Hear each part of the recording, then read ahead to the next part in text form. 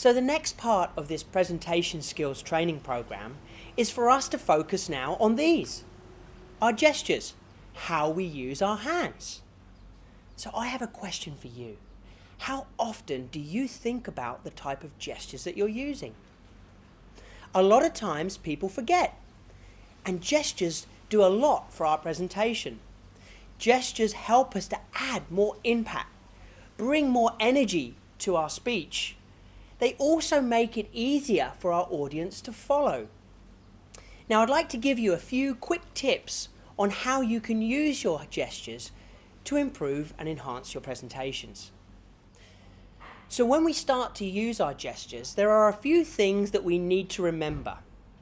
The first thing is that we must use open hand gestures, not closed gestures.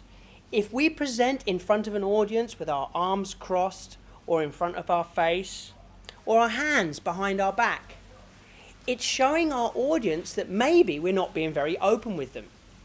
It might also send the message that we're not very confident about what we're talking about. So make sure that when you stand up in front of your audience and you start to use the gestures to add more impact and energy, make sure that your gestures are very open and towards the audience, not closed.